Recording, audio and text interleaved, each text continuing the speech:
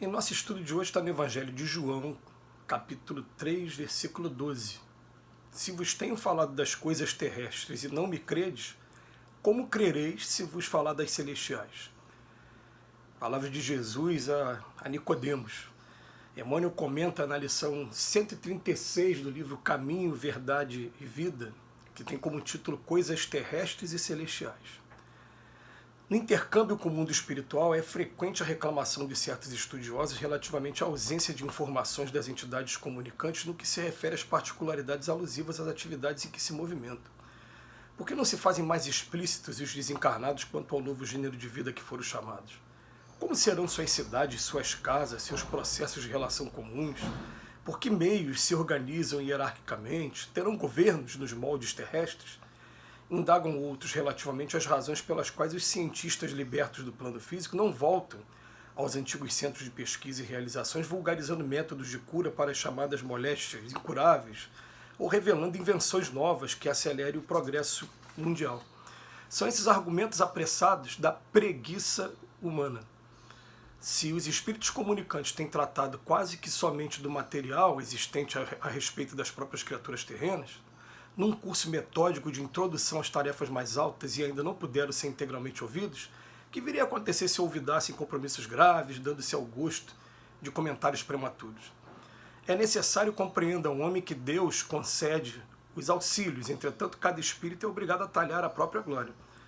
A grande tarefa do mundo espiritual em seu mecanismo de relações com os homens encarnados não é de trazer conhecimentos sensacionais e extemporâneos, mas a de ensinar os homens a ler os sinais divinos que a vida terrestre contém em si mesmo, iluminando-lhes a marcha para a espiritualidade superior. Muito profundo, mais uma vez, e é muito pouco tempo para falar sobre esse tema. Mas Emmanuel vai pegar hoje um texto que está no Evangelho de João, de uma conversa que Jesus está tendo com Nicodemos, e que após falar sobre a necessidade de renascer da água e do Espírito, ele fala assim: eu estou falando de coisa da terra e você não acredita, se eu te falar das coisas celestiais, como é que não tem condições ainda? Mostrando claramente que a humanidade ela ainda não estava madura o suficiente para receber novas verdades. Essas novas verdades poderiam fazer o que fez com Paulo de Tarso, deixar cego e a pessoa simplesmente não entender muito o que está acontecendo. Mas Emmanuel vem pegar uma parte mais prática, falar assim, que hoje a gente está tendo um intercâmbio com o mundo espiritual muito maior do que em outras épocas. Em todos os lugares você vê alguém com uma mediunidade, isso já estava previsto, né, nas escrituras que isso ia acontecer, né? Vossos filhos profetizarão, os sonhos, as línguas de fogo lá do Pentecostes, isso já estava previsto.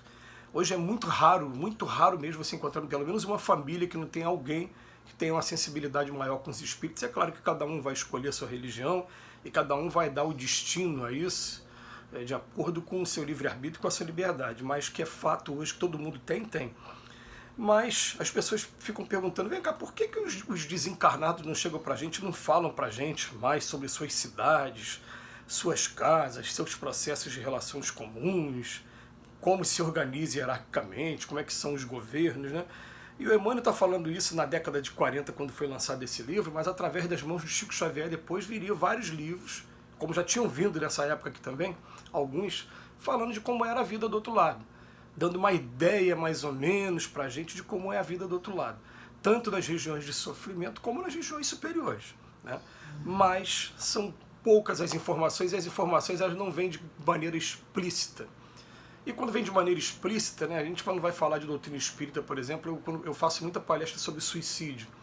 E quando eu vou falar sobre suicídio, eu falo, gente, infelizmente eu não consigo pegar vocês pelo braço aqui, vamos lá no Vale do Suicida para mostrar como é que eles sofrem.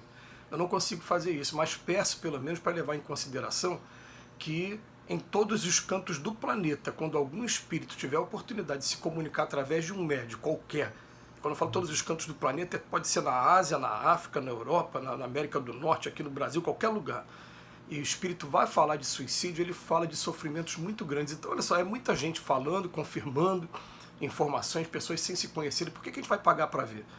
Né? Mas mesmo assim, as pessoas, não, isso é devaneio, as pessoas só quando tem prova material mesmo, e até mesmo às vezes quando tem prova material também não aceita, porque vai tudo de acordo com a convicção da pessoa, né? Mas hoje a gente tem informações sim de outros lugares, mas a gente tem que buscar de outros lugares do plano espiritual.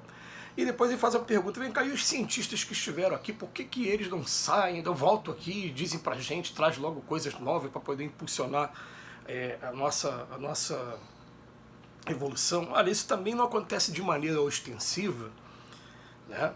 Mas vamos levar em consideração que se eu sou um grande cientista e eu desencarno agora, é natural que eu vá procurar aqui na Terra quem seja também um grande cientista que vai poder assimilar minhas ideias. E assimilando as minhas ideias, vai ter um intercâmbio ali que vai facilitar, vai fazer um trabalho conjunto. Então, a pessoa que está do outro lado vai me intuindo, eu vou trabalhando aqui. Depois, quando eu desencarnar, inverte os papéis. Aí ele que vem para cá e vai um intuindo o outro. De maneira que a gente vai perceber o seguinte, para observar a nossa ciência, e a gente fica assim numa condição, né, que eles estão hoje proporcionando uma evolução tecnológica tão grande para a gente, mas ao mesmo tempo tão assim fugidia pra gente, fugidia no sentido do seguinte, se eu desencarno hoje e alguém me coloca em um mundo que não tenha nada das invenções que a gente tem aqui hoje, eu vou ficar me lembrando assim, mas lá tinha televisão, como é que faz a televisão? Não sei. Como é que faz a antena? Não sei. Qual é o material usado? Como é que fizeram o satélite, mandaram lá para cima para poder usar o telefone celular? Não sei. E a gente vai entendendo daquela visão do Charles Chaplin, lá dos tempos modernos, lá na década de 50, né?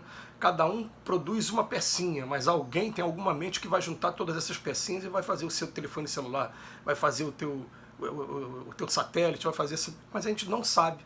Então, de certa maneira, olha, as informações sobre a vida espiritual já acontecem através dos livros para quem quiser buscar. E os cientistas do plano espiritual, eles vêm sim procurar, mas não vão procurar qualquer pessoa.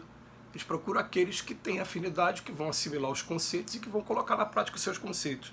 E a evolução tecnológica que nós tivemos nos últimos anos, ela foi absurda, absurda mesmo, se você parar para ver em relação à história da humanidade. É por isso que quando a gente pega ali o livro do Evangelho segundo o Espiritismo, né, quando diz lá no último texto do capítulo 3, entramos em um momento de mudança do nosso planeta vai estar regenerando. Aí você vê daquele período para cá o que aconteceu de evolução tecnológica e por que não aconteceu antes. Por que da vida de Cristo até o século XVIII nada tinha acontecido?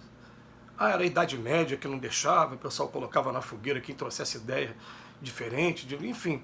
Mas do século XIX para cá, o que aconteceu? A evolução absurda da medicina, a evolução absurda da ciência, por quê? Se deu liberdade ao homem de fazer alguma coisa, né? Mas o que a gente vem trazer aqui como informação é que muita gente fica falando, eu só vou acreditar se acontecer dessa maneira. E, gente, infelizmente não tem como acontecer dessa maneira. A pessoa não vai tirar a gente, né? Eu vou até dizer assim, até tira aqueles que estão de boa vontade, que já fazem por merecer. Tiram a gente aqui do corpo e levam a gente no plano espiritual para conhecer algumas coisas. Até acontece, mas acontece somente com aqueles que já estão preparados para isso, que não estão mais com nenhum preconceito com relação a isso, e faz igual Jesus fez com Paulo de Tarso. Paulo de Tarso diz que ele foi até o terceiro céu, né? Mas são os argumentos apressados da preguiça humana.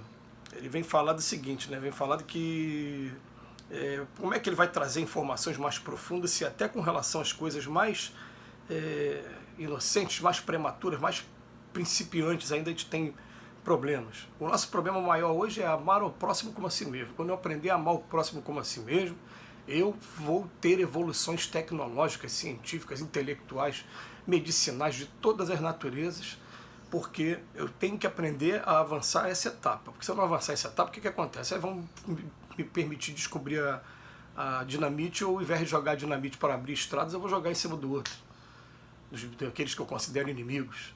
Aí eu vou pegar a internet com essa facilidade maravilhosa, as informações que a gente tem hoje, vou começar a usar só para coisas que vão para denegrir o ser humano, para poder atrapalhar o ser humano. Eu vou ficar utilizando sempre das oportunidades que Deus dá a gente para fazer o mal primeiro, abusando disso. Então, é necessário, compreenda o homem, que Deus concede auxílios. Entretanto, cada espírito é obrigado a talhar a própria glória. Está aqui na mensagem. A tarefa do mundo espiritual, em seu mecanismo de relações com os homens, não é de trazer conhecimento sensacional, não, mas ensinar a gente a caminhar com os nossos próprios pés e ali os sinais divinos que a vida tem para a gente. Que Jesus nos abençoe hoje e sempre.